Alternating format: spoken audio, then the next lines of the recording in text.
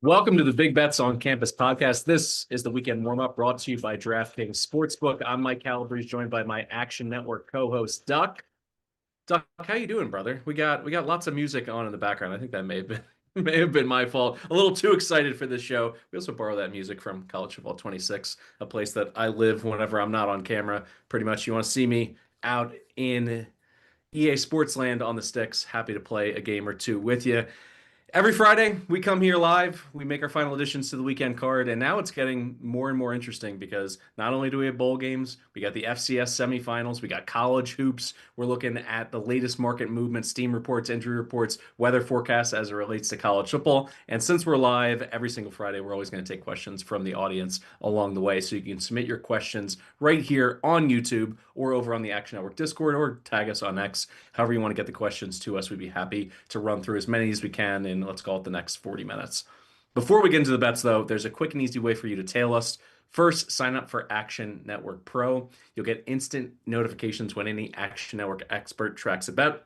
So that means Duck, Stucky, myself, Colin Wilson, all of the experts across all the sports to action. You're going to get the best bets at the best prices. Plus, you can also access pro projections powered by Sean Kerner and his predictive analytics team and a ton of other benefits. And right now, we still have a special offer during the holiday season. Just go to actionnetwork.com/pro and get $20 off an annual price with the promo code BBFC20. So don't miss out on the best bets at the best prices this holiday season. Visit actionnetwork.com/pro and use promo code BBFC20 to get $20 off a year of Action Pro. All right, Duck, my man, just a quick vent sesh. Like, you have been handicapping so well throughout the season. Totals is your bread and butter in college basketball. Under has been the ATM really in college football for the past 2 weeks.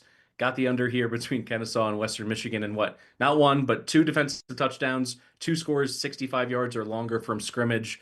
Just absolute insanity. Feel free to just vent a little bit before we get into everything you're seeing at the FCS level. Well, I'll tell you what, I mean, that's bowl season, right? We got to plan for some of that stuff. Sometimes you're going to look foolish when you handicap bowl games. One team shows up, the other didn't show up. I wrote this one up for Action Network and also have some Kennesaw State team total under, which looks pretty good. But you could just tell right away Kennesaw was not prepared to stop Buckley and Western Michigan's ground attack. We had a blocked punt that set up a touchdown, which was a 20-yard touchdown score. So we're still sweating out the under. There's a chance here if we can get some fluky stuff to happen at the end, we might get to the window. But I thought we had a good look, and it was just not possibly not meant to be with those long touchdowns that we saw, and then the defensive scores. You know what? Sometimes that can happen. Now I'm going to switch up the order here because I'm always interested in your FCS takes, and there's no better time than to get involved. Whether you're a gambler or you just want to watch some good football, than the FCS semifinals. And this year, Duck warned you for about 2 months it was going to be a crazy playoff. It has come to fruition. We got Illinois State traveling, halfway across the country to play Villanova on the main line. Let's start there. They've gone from +2.5 to -2.5. Like, talk me through what exactly happens and why that line movement has happened late here in the week. Well, I mean, if you look at the body of work of the playoffs, this team went down and beat a really good, feisty Southeastern Louisiana team. They went to the Fargo Dome and they won the game outright, despite 5 turnovers from Tommy Rittenhouse and just miraculous fashion. They were down by 2 touchdowns with 3.5 minutes to go. They get the first score, they force a fumble, they score again, go for the win, and they get the two. Then they go to UC Davis last week and just absolutely dominated after about the halfway point in the first quarter. They were down 7-10 and ended up building a 42-17 lead in that game, just dominated the middle quarters. And so I think we're starting to finally see a little traction for this Redbirds team, which does have a real physical defensive front. The offense has been clicking. So maybe I can understand why we've got some market steam, but I'll tell you right now, I mean, Villanova has been so impressive. I would not sleep on these guys with the way that they're playing football and the way that that defense was able to bow up after being down 14-0 before you could blink an eye at Tarleton State. Looked like that was going to be a runaway, but Villanova just continued to frustrate Victor Gabalis. They were able to lock in the secondary. Nothing was easy for Tarleton State, and that was really impressive. So I think we'll see that here as well with Villanova. They're going to run the football. It's going to be a lot of short passing. I was really impressed with how McQuaid um, rebounded from the early interception against Tarleton after they went right down the field on the opening possession. Looks like the makings of a real fun battle in the semis, and I think that this is going to be one where the defensive lines control the terms here. So I like under 52.5, but this is absolutely must-watch television on Saturday mid-afternoon. Listen, Duck comes with all the deep cuts. I live here on the main line. I can tell you there's still tickets available to that game. You should go. The weather's a lot better than it was last weekend when we got like 6 inches of snow. It's going to be mild. There could be a little bit of rain and winds, but overall, it's pretty much ideal weather conditions this late in the season. And if you do make it to Nova for this game, after the game, just go about 2 miles down the road to Bryn Mawr, Johnny's Pizzeria, best cheesesteaks on the main line by far. All right, talk me through the next FCS game, which is a rematch. Brawl of the Wild Part 2. It's going to be what's your phrase? Butt cold there in the state of Montana, but this line is hot. It is steaming up. How high is this thing going to go? Well, I mean, what more could you possibly ask for in the FCS playoffs than Brawl of the Wild 2.0? Such a spirited rivalry. The ticket prices are absolutely hot. This thing sold out so unbelievably quickly. And, we haven't seen a road team win in the FCS semis in 10 years. So I can understand a little bit of steam here with Montana State, who, the Bobcats played really good football in the last matchup that they had on Friday night against Stephen F. Austin. Ended up winning the game by 16, covered most numbers. But Stephen F. Austin did leave several points out on the field. They had numerous opportunities in the first half. They missed wide open receivers. They flubbed up some red zone chances.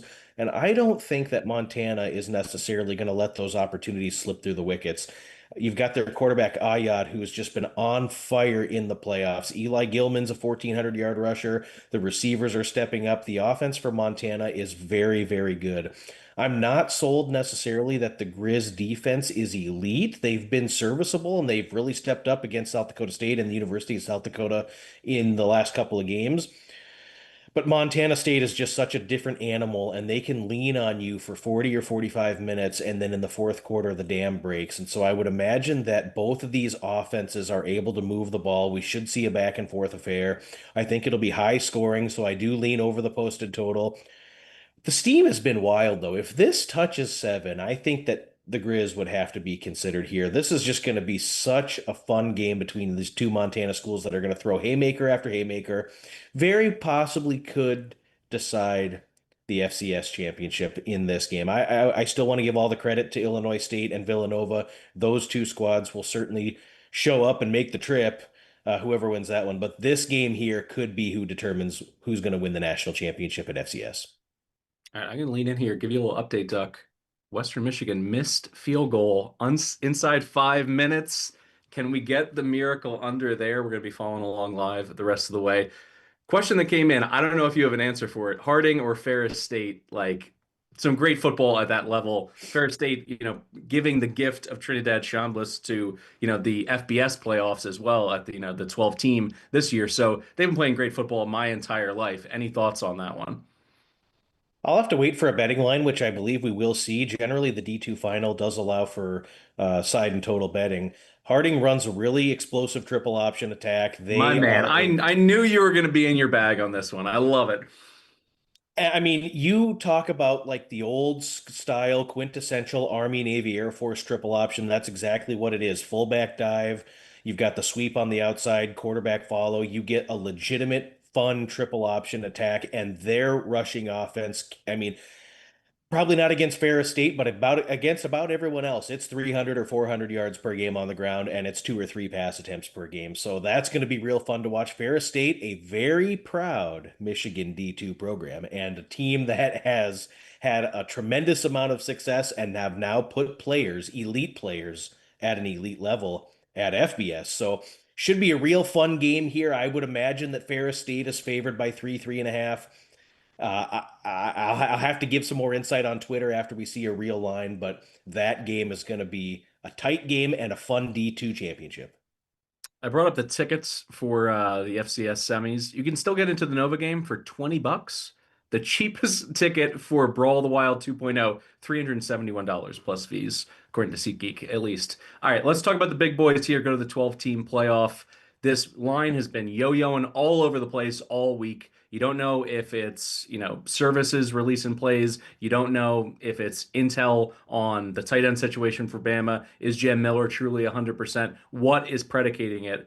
But the fact of the matter is, this game, I think, could end up being an absolute rock fight because the wind conditions in Norman are going to be just ridiculous. They're going to ground any passing attack trying to put the ball 15 yards or further downfield in terms of air yards. Sustained winds 15 to 20 miles per hour, at least from one, I think it was Weather Underground I saw, they're projecting gusts up to 35 miles per hour. That also impacts the special teams, which obviously Oklahoma has the advantage. Alabama special teams have been a mess.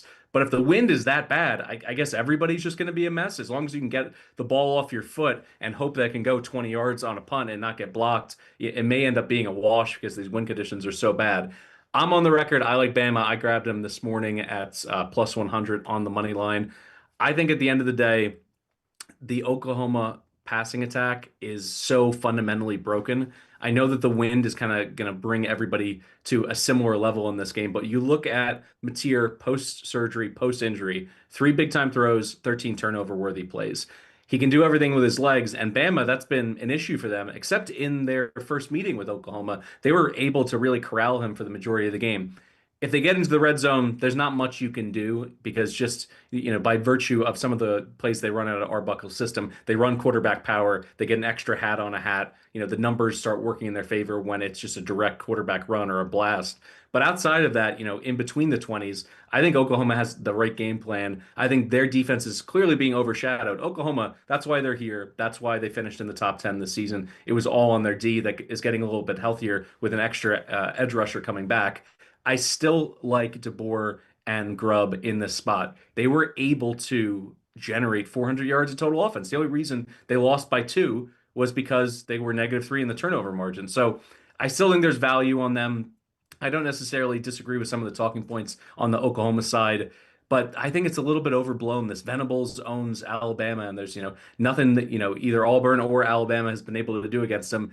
400 yards of total offense. We've talked about it with stats of war. Did we really get beat that bad?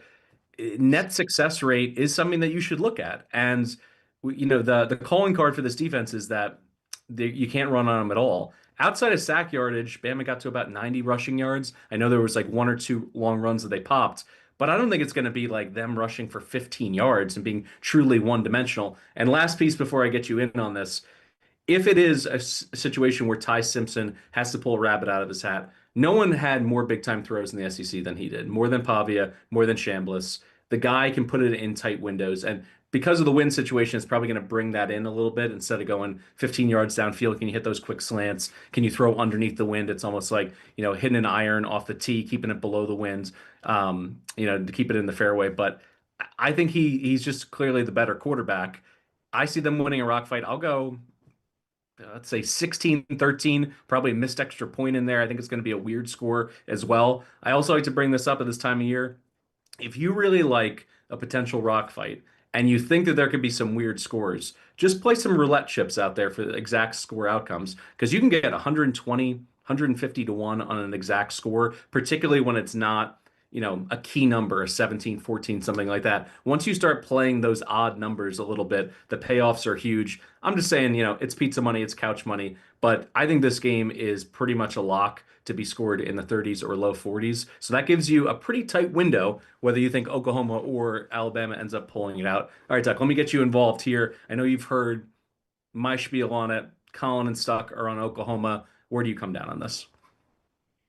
I mean, I lean Oklahoma. There's two sides to the coin. You could make an argument that Alabama should have won the first game. They had the yardage disparity in their favor. The turnovers really handicapped them. They were at home and they didn't get it done. So how's that going to look here? I do think that the rest will help Oklahoma get a little bit healthier with the offensive line, with the running backs that are going to be coming back, Xavier Robinson and Torrey Blaylock. I think that it's going to be key to have Mateer having so much rest, the most rest he's had since the hand surgery. So I think that that'll be in their favor. And I just want to lean in on the most consistent unit on the field, which has been the OU defense. Second nationally in yards per rush, first in rush play success rate. OU is third in overall defensive havoc. These guys will be coming after Ty Simpson like you would not believe, just like they tried to do in the first meeting. And, the other thing we'll see is the wind could really impact Ty Simpson and the pass offense. Alabama, for 4 or 5 weeks now, has just seemingly completely abandoned any sort of semblance of a run game. So, how are they going to stack successful plays together against this defense and move the ball enough to score enough points to win? On the other hand, that wind could also impact Oklahoma. It could allow Alabama's defense to really key in on the ground attack. I think this is a slow burning grinder. I think this is a one where neither team, or maybe the winning team, gets to 20, but that's about it. Go maybe peek around for a 41 and go low, or maybe a first half under in this one. I just can't imagine that there's a ton of points and a ton of explosivity in this game. Should be must-see television and a real fun one. I hate to be against you, and so it's not a real shored up, firm. I'm dying on the hill alone with Oklahoma. They're winning this game no matter what, but I do lean that way that Oklahoma will eke out a close win. All right, we're the G5 guys. We got to talk about the two G5 teams that made it in. One, I'm bullish on, at least against the spread. The other one, oof, I think Tulane's been lucky that James Madison's been taking all the arrows because the fact is, I think this is an awful matchup for them. And if Ole Miss is as motivated as they appear to be, not only do they want to make a statement that we're more than Lane Kiffin, they got to promote from within. And you've seen this in recent years, like Boise with Danielson, coming in as a defensive coordinator, getting elevated to head coach, the team rallying around him. They clearly want Golding. They want him to be there. They also get their, offensive coordinator in Weiss Jr. here for the ride as well. And they beat the stuffing out of the Green Wave the first time they played. It was 45-3. It could have been as large a margin as they wanted it to be. They let up a fourth quarter touchdown. Outside of that, they completely dominated. The Tulane defense, by the way, you look at some of the better offenses that they played in the last 2 months. UTSA absolutely shredded them at the Alamo Dome. Memphis threw for over 350 yards, some of it with a backup quarterback.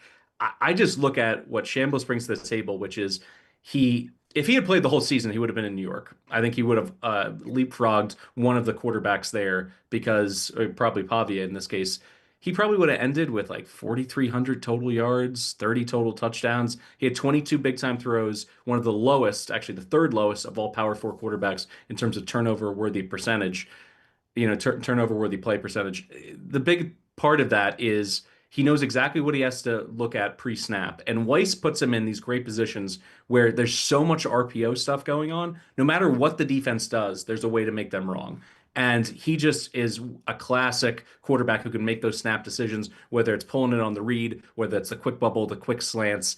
I don't see any way that Tulane's going to hold this offense down. And then Jake Retzlaff, I've seen it before. I've seen what happens. What was it? Keanu Reeves in the replacements, that quicksand thing. Like when things start going bad, they go really bad. That UTSA game, he was so over his head. He got pulled from this first meeting against the Landshark defense. I think we're going to see something similar. And for that reason, I'm laying an alt line. I'm going Ole Miss at Vaught Hemingway. Lay 27.5. You get plus 275 on it. Would you even blink if they won this game by 28 points? I feel like that's kind of in line with what should happen.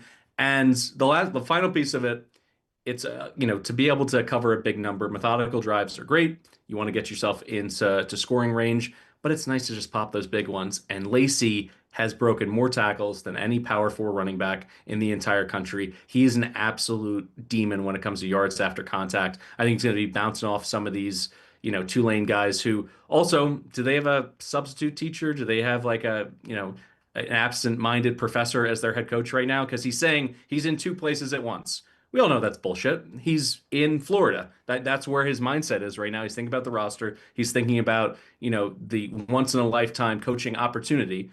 I don't blame him. I'm just a little bit surprised that anyone's, considering that it's a good thing that he's still coaching. I think this is a bad thing. What are your thoughts on this matchup? And do you have a different way to potentially fade Tulane? Well, I want to look at the first meeting, and it's not a lazy handicap to just assume that it's going to be exactly that way. But yardage disparity was stunning. 300 yards Tulane was outgained by. They averaged 4.1 yards per play, and Retzlaff was 5 out of 17 for 56 yards in the contest, and just did not find a lot of success through the air. He chipped in 51 yards on the ground, but Tulane could not put together methodical drives. They were not able to stack together successful plays to move the ball into scoring territory. Quick live update. We just got a strip sack fumble here on Kennesaw State, so we might be at Loot, handshakes. cash. What an easy under. I mean, sometimes do you ever just want to be challenged a little bit, just have a little bit of a sweat in the fourth quarter on some of these totals? Unbelievable. That one's the under of the year. So everybody rode with Duck on that one. Congrats. The under train just keeps spitting out cash. This is incredible this season. All right, sorry to interrupt. Back to your Tulane thoughts. You know, the game played out. It was 42-3 with 4 minutes left before a garbage time touchdown for Tulane, but they just did not matriculate the ball down the field enough to generate any positive scoring chances. And you could make an argument that Ole Miss left some points on the board. Every single drive ended inside the Tulane 40-yard line except for a third quarter punt. And you could also make an argument in the first matchup that Ole Miss was kind of in a bad spot. They were in an SEC sandwich spot. Tulane comes in. The Wave kind of consider this to be one of those old SEC rivalries from way back when Tulane was in the SEC. But it's kind of one of those, it's a rivalry for one school. The other school doesn't really consider it to be like Ohio State, Ohio U. And, I just feel like we're going to see Ole Miss at their absolute best in this game. I love that the DC is still there. I like the fact that they have some continuity in the actual staff itself. And Chambliss is such a dude. You are not going to rattle him. He's going to break down Tulane's defense. He's not going to make mistakes. Tulane has been the benefactor time and time again this year of fortuitous turnover variance.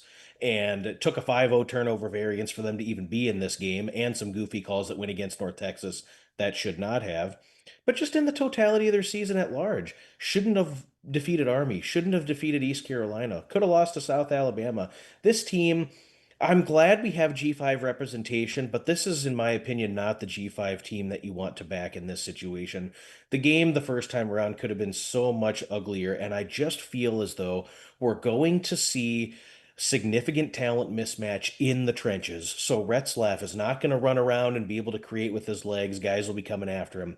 He's not going to be able to have time to have the slower developing routes move through their progression, and he can make the right read. It's going to have to be all quick stuff. I don't think they're going to move the ball on the ground. This is going to be big time trouble for Tulane here.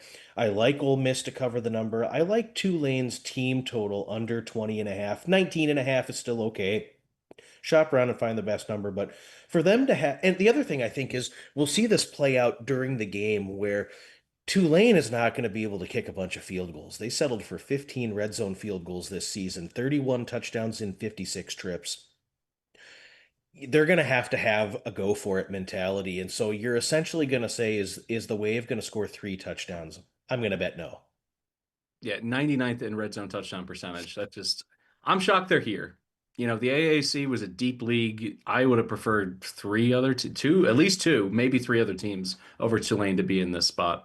Let's go on to the other G5 game, which is James Madison against Oregon. This has become the national lightning rod. Joel Klatt, Nick Saban saying it's AAA baseball, which is nonsense. I'm going to park my thoughts for a moment. You're on a hot streak here. You just hit the most miraculous under I've seen in a minute. Give me your thoughts on this one between the Dukes and the Ducks. I think the easy cap is JMU's a Sun Belt team. Fun story, little guy, but they're going to go out there and get their ass kicked at Autzen. I just don't see it that way. Objectively, I think that JMU has a legitimately talented FBS defense, not a G5 defense, but this bunch does not allow explosivity on the ground. They allowed 2.4 yards per carry on the ground this season. They defend well in the secondary. And if you just go back and look at the matchup they played in week 2 at Power 4 Louisville, Louisville had 5 plays only that exceeded 10 yards. 2 of them exceeded 20 yards. They happened to be game-changing plays, but JMU hung in there for a full 60 against these guys. Had it not been for a fumble return, had they connected on a fluke on a kind of a back of the playbook play to start the game, which was there and the receiver was wide open, you could be talking about James Madison having defeated Louisville in a runaway. I mean, they dominated for 2.5, 3.5 quarters there. That was just, it was such an impressive performance. And I And by the think way, we've, they covered. They're on the road. They're catching yeah, 14 they and a did half. cover. They, And we they didn't talk covered. about this on the pod, but JMU ended the game on the goal line with 10 seconds to go. Like it could have been a 7 point margin. I would have liked to see them punch that last one in, but yeah, whatever. I think getting Emmanuel Bush back will be really helpful for them stopping the run. And we look at Oregon. I don't know if they're going to be fully equipped on the outside. We don't know how many of these guys are going to play. There's no more need for style points here, so I can't assume that Oregon is going to be running tempo and trying to punch in extra scores if they have a 14-point lead into the fourth quarter. But I think we'll also see JMU deploy a little bit of the wrinkle packages that we have not seen. Maybe we see Sluka and Alonzo Barnett on the field at the same time. Maybe we see that 31 personnel with three running backs in the pistol diamond formation, which we know and love so much from the NCAA video game that, maybe we see the receiver. We're going to have to see it. I'm not trying to say this is going to be a sweat-free cover for JMU. They've got to be successful on first down. If you cannot achieve 3 or 4 yards on first down and you're in second and long, third and long, you're kind of playing into Oregon's hands. And Oregon is going to get pressure just showing a four-man front. So in the Louisville game, we saw James Madison. They did not call quick pass plays, the smoke screen or three step, get the ball out very quickly. They're going to have to call some of that to get the ball out of Barnett's hands and get the receivers to be able to make plays, even if they're not explosive. Get 6 yards on a pass play and then let Wayne Knight go to work and let this ground game hum. And I think you can get Oregon on the ground. Their defense has been good, but not elite on the ground. JMU is going to truncate the possession count. They're going to operate at a very, very slow pace. My hope on how this plays out is that they can punch one in early, sneak one past the goalie. Maybe we get a 7 point game or a 3 point game at the half. And I think as the later stages of the third quarter progress, the Dukes will start to believe that they should be there, and that'll play out on the field. I'm not going to try to make the case that they're going to win the game, but 21.5 is absurd, in my opinion. Dukes are going to go in there, and this will be their Super Bowl. This will be their game of the year. Yeah, if you like James Madison, because the line's moved to 20 and a half, just buy the point. Just lay minus 135, minus 140 to get there. Because if you do get in a situation, they're down 28, they get a backdoor touchdown late, you want to win on something like that.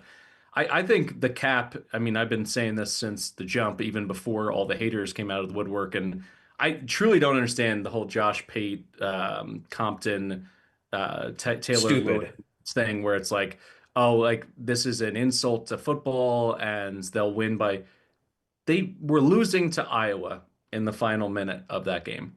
I think James Madison is better than Iowa. Now, some people could argue, I think if you're in good faith, you can't say that Iowa's a lot better than James Madison. I don't think you can make that case at all. And getting Bush back in the middle of that defense, all this talk, the graphic design being thrown out there. Look at how many blue chips.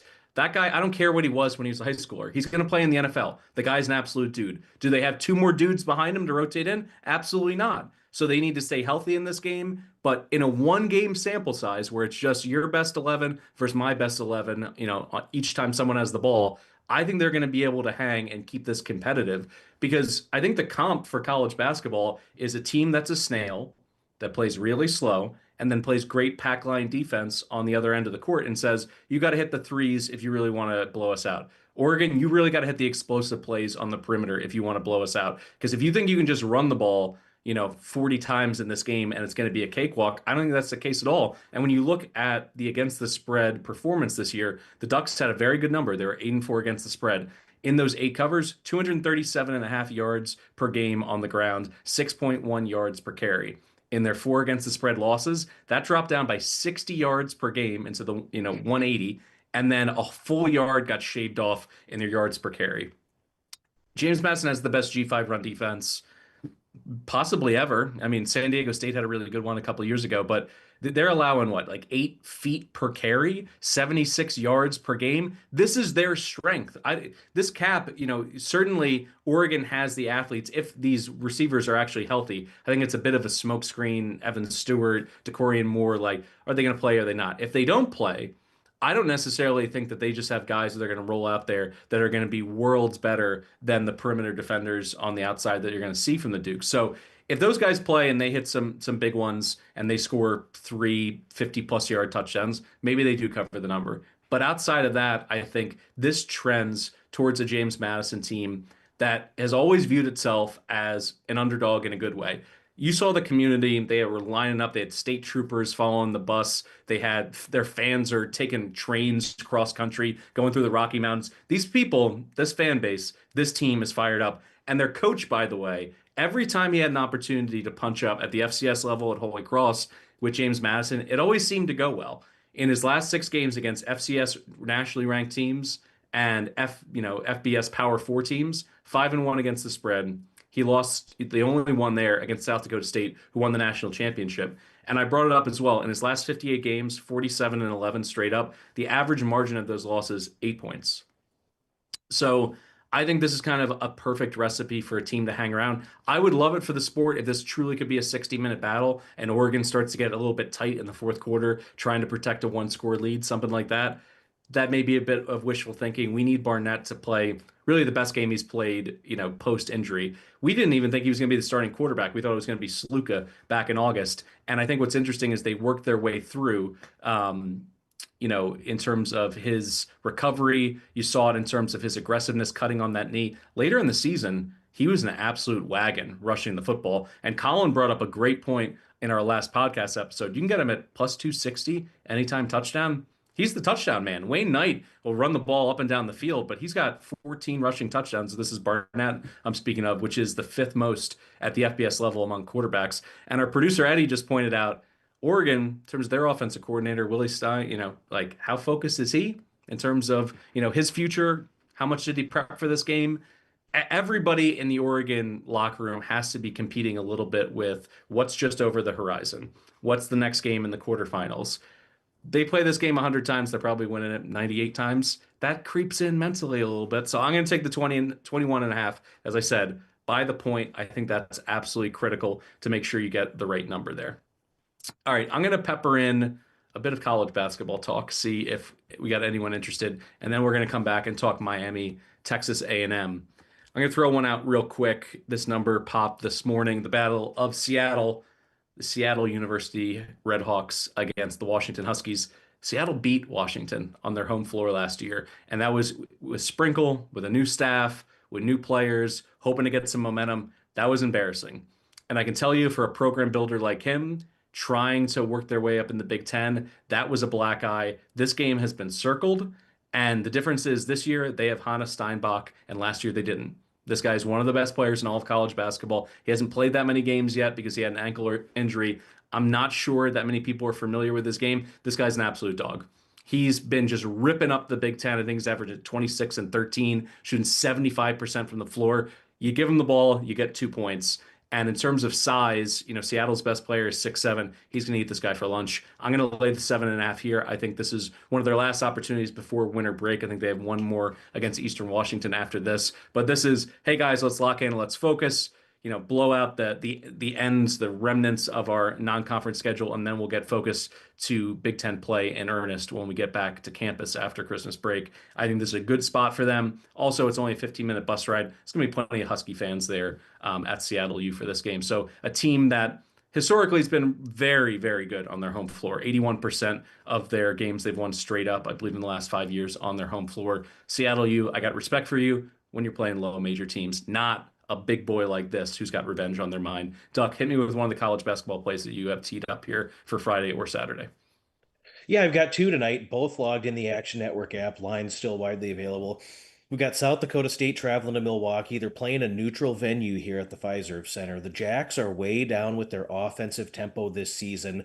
Their last 4 games against Division I opponents have finished under 70 possessions.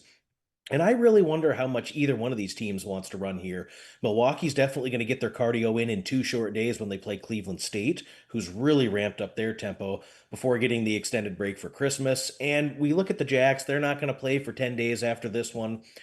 And they have just shown a significant tendency to just slow it down this season. Both of these offenses are going to be bottom 1/3 level as far as shooting efficiency, and neither one of these teams are going to burn you on the offensive glass. Both these teams shoot a fair amount of threes, and they're both bad at it. That should be the case here in an unfamiliar gym setting with a different backline than you're used to. Based on the possession count that I have and just standard shooting percentages that we should see, I've got this one finishing about 143, 144. So I do show value diving in on the under. And then one that we talked about in the college basketball pod, which is going to drop recurringly on, we're going to record it on Wednesdays, should drop Wednesday night or Thursday morning with you, me, and Christian. So tune into that if you haven't. But I talked about this one here, Loyola Marymount and North Alabama under 141. These teams are 257th and 244th respectively in adjusted tempo per KenPom. Both are 250 or lower in adjusted offensive efficiency. And we're going to see LMU is one of my favorite under teams, a real strong defensive team. Neither one of these teams is going to get to the line a ton, and they both play defense without fouling. I see North Alabama really struggling against this Loyola Marymount defense. This game should be played at about 64, 65 possessions. We're not going to have runouts. We're not going to get fast break opportunities. This one should stay under the posted total. So I like LMU, North Alabama under 141. All right, I'm going to close up my college basketball play here on Friday night. Also logged in the Action Network app. Check it out over there. Breeze, Breese. Abilene Christian, long road trip here before the holidays. Go into Provo to take on BYU. BYU laying a massive number 33. I'm fine with it. Took a little time, but this BYU offense is finally blasting off, clicking on all cylinders. Last three home games against low majors, 95 points per game. That was against Cal Baptist, UC Riverside, and Pacific. Cal Baptist, by the way, a quality low major team. Probably going to see them in March Madness, top 150 in KenPom. But it was a pair of no sweat covers, when they were laying 20 plus. So BYU has really been putting it together. Debanza in particular has coming into his own, averaging, now in the mid 20s for his last five games, four straight games of 22 or more. He's getting to the line so much. This is an offense that has shooters for days. They move the ball seamlessly, but when he is being aggressive and getting to the line 7 or 8 times a game, there's really no scoring droughts to worry about at all. And Abilene Christian, I actually like playing them strategically, particularly in conference play, because they have a calling card. It's been the same really for the past 10 years. You can go back to their upset of UT and Shaka Smart in the tournament 4 years ago. They turn you over, relentless pressure, 19% of opponent possessions end in a turnover when they're playing ACU. The problem here is that BYU is phenomenal in terms of protecting the rock, fewer than 10 turnovers per game. And a lot of that goes down to Robert Wright III. He comes in with just 1.3 turnovers per game, one of the lowest turnover rates of high major point guards in the country. Last piece here, when they do get that big lead, there's always that worry of some late scoring from an ACU team, get that backdoor cover. They can't shoot the basketball. They're 326 in effective field goal percentage. So I don't mind laying the huge number here. I was hoping to get it in the 20s. This is right on the threshold of being outside of my range, but I'm going to stick to my guns here and go BYU laying 33. All right, back to the college football playoff. Let's talk Aggie land football. Kyle Field is going to be rocking. It's also going to be windy there, which, is appropriate. Hurricanes are rolling into town. What are your thoughts on this one, Duck? I have just a quick play on a prop. I like Malachi Tony anytime touchdown minus 120. I'd play it up to minus 135. Even with the wind, not a huge impact for a guy like him because he's been the focal point of this offense, and they use him like a Percy Harvin type. They have him in the backfield. He does wildcat snaps, reverses, a lot in the quick game, tunnel, bubble screens, quick slants. So even if it's difficult for Beck to push it down 10, 15 yards downfield, they're still going to find a way to get him, double-digit touches in this game. From a targets perspective, there's also going to be some handoffs. I really like the added value of him being a wildcat quarterback in the red zone as well. Minus 120, I think, is an absolute discount. Should be closer to like minus 175. The Canes are going to go down swinging. He's been their best player for the past month, and every time they played a ranked opponent this season, he scored a touchdown. So it's run through him. I think that continues here in College Station. What are your thoughts between the Canes and the Aggies? I'll admit that this is one of the few bowl games and playoff games that I don't have an exceedingly strong take on here, but I do think Miami getting a new lease on life and kind of getting back into the college football playoff will really help them.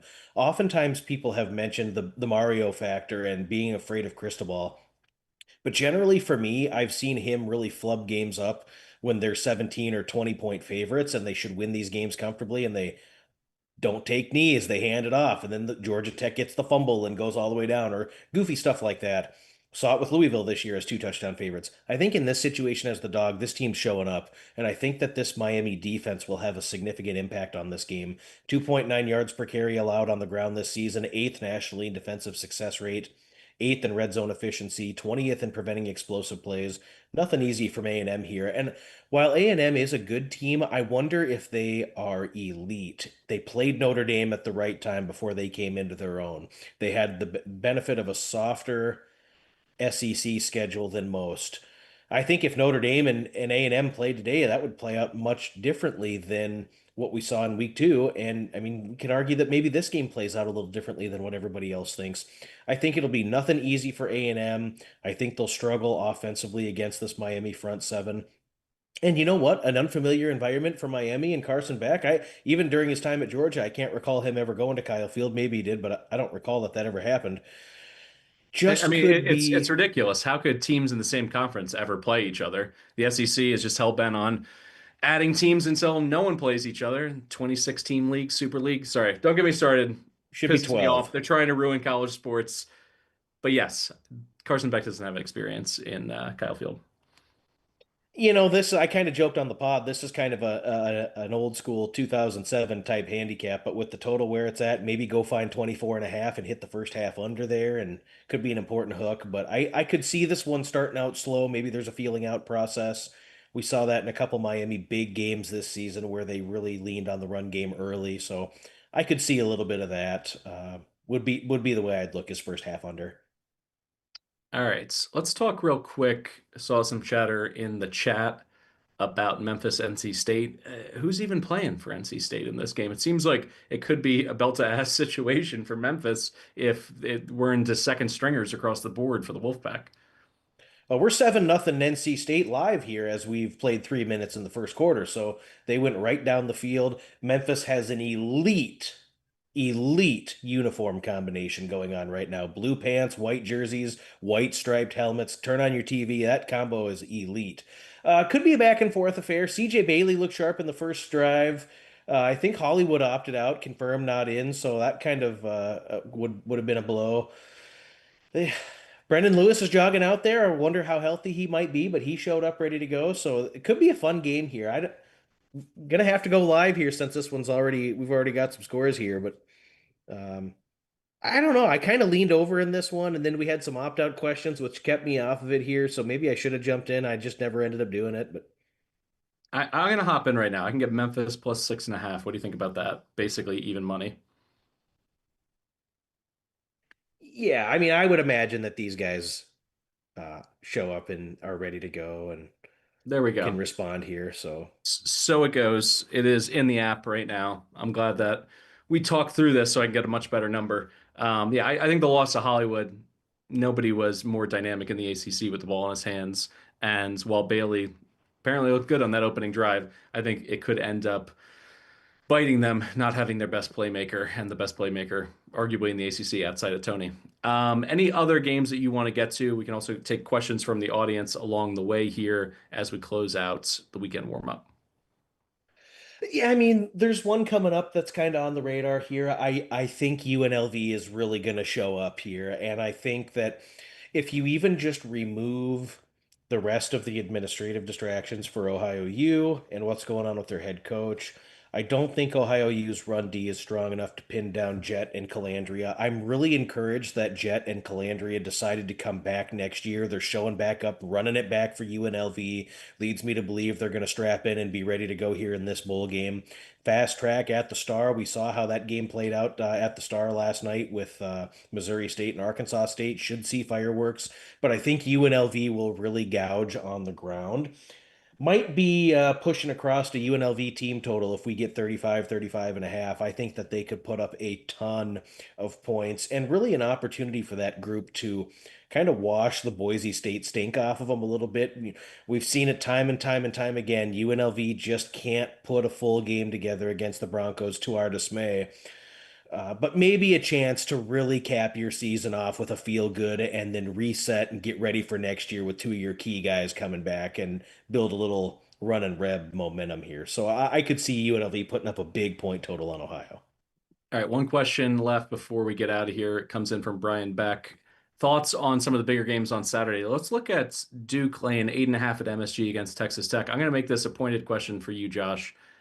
Texas Tech, McCausland, he's supposed to be a defensive genius. It hasn't been there this year. Their offense No, it certainly hasn't. has the ceiling. Christian Anderson is in that point guard conversation. Toppin, we know what he can do, but they could not get some stops lately. That performance against Northern Colorado, by the way, really rings the alarm bells for me. Without Denker, they scored what, 90 points in that game? That's a real bad look. That would never happen, in some of his vintage teams of yesteryear. You're talking about the coach from Texas Tech here. So, what do you think's wrong with what's going on? Is it an effort issue? Is it a personnel issue? Or are they just making trade-offs because they feel as though in the Big 12 they have the offense to just outscore people? What's going on in Lubbock?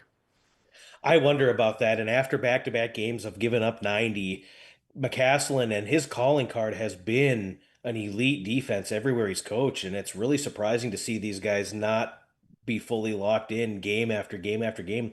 We talked about it a week ago about how they got embarrassed by Purdue, and we thought maybe, well, maybe this is a kind of a war chant cry movement for them, and maybe they rally the troops, and it just has not seemed to happen defensively. I mean, we see a scoring uptick at times in college hoops. It comes and goes in waves, especially in the non-conference. You have unfamiliar opponents with each other, but there's really no excuse to give up 90 to Northern Colorado. And yeah, I don't know. I think when you look at this matchup with Duke, Duke is so elite offensively when they're hitting shots. And if they can hit shots and if they can get the ball to Boozer down low and have him kind of go to work, he can just do so many things in the block. So I don't know.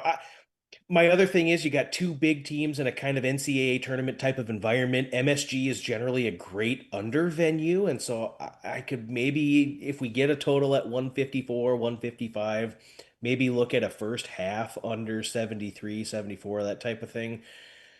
Because you know the scoring on put will start to come, and Texas Tech has just not shown that sort of propensity to go put teams in stretches where they cannot score the basketball, like McCaslin's teams have done for years, where you'd see their opponents go 2 points in the last 5 minutes, 6 points in the last 7 minutes. Well, those stretches just don't come for Texas Tech right now. Could be a slow starting first half in the neutral venue. Both these teams are not exceedingly familiar with playing in MSG. So I'd probably lean first half under, but I don't know. Duke, when they are on, these guys are really, really good. Another question that came through, thoughts on Georgia and the college football playoff. You can get north of 6-1. Be sure to check out DraftKings Sportsbook for the exact national title game matchup. 6-1 on Indiana against Georgia. I like that one a lot. You can also, there's always different ways to go about it as well. Offensive MVP over at DraftKings in the national title game, Gunnar Stockton plus 550. I like that one as well. Some different ways to go after Georgia if you don't want to just tie it up in the traditional to make or to win the national championship.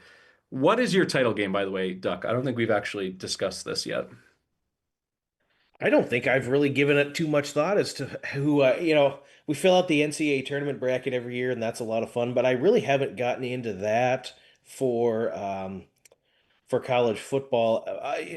I could see Texas Tech having a real strong showing. If Oregon advances and then they got to step up and play Texas Tech, I could see Texas Tech winning that one. And then I think the Red Raiders defense is just so nasty. That group plays cohesively at all three levels. They don't allow explosives. They're coming after the quarterback. I really think they could give Indiana a feisty game.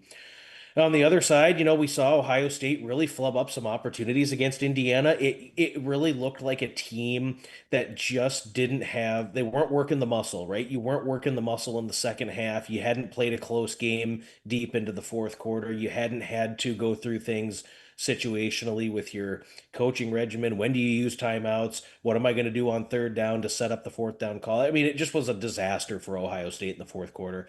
That could help this team in these playoffs. So I mean, I could see something like Ohio State, Texas Tech in the final. So many people think Georgia's just going to walk in, and if it's Ole Miss that they play, I don't know. Ole Miss was up 8 in the fourth quarter, and it took 17-0 the other way for Georgia to end up winning that first matchup. So are we sure Georgia's just going to go in and steamroll Ole Miss? Colin seems to think so, but are we sure that Ole Miss is going to be a turd in the stew pot in their next game? I don't know. Turd in the stew pot. It's an interesting question to leave our audience with. I'm not sure either, but I get where Colin's coming from in terms of the narrative of Ole Miss playoff home game, first time in school history, the atmosphere, the energy. If they just play one of their best games of, really their entire history and just dog walk Tulane and they carry Golding off the field, the emotional letdown could be there. I see that theory. I'll get into it a little bit because I want to see how they play. I want to see also, and Stuckey brought this up, overall aggressiveness. Lane Kiffin kind of had that. It's Ole Miss, like win or lose, we still booze. People are going to have fun in the Grove. I'm going to go for it on every fourth down. Does Charlie Weiss play with that kind of house money? We'll see if Junior is up to the task. All right, that'll do it for the weekend warm up under the Big Bets on Campus banner presented by DraftKings. Thank you so much for tuning in. Thank you for your questions along the way. Thank you to our producer, Eddie, for dropping in nuggets as well. Don't forget to download the free award-winning Action Network app and leave us a 5-star rating and review wherever you listen to the podcast. Also, please subscribe and like here on YouTube. Helps to build the brand, spread it out so that more people see it in their algorithm. If you haven't already, once again, please subscribe. I have to double down. I have to ask again. People will watch the show. They'll come in live. They'll participate, but they don't hit that little bell. Please subscribe to the YouTube channel. Search for BBOC as well. You can access all of our college football and college basketball content as we march our way through the college football season, just about wrapping up here. And then no sleep for the weary here. We're going right back to it. We're going to be all through college basketball. And then Colin and I in the spring, before you know it, it'll be college baseball season. All right, that's it for us. Thanks for listening to Big Bets on Campus.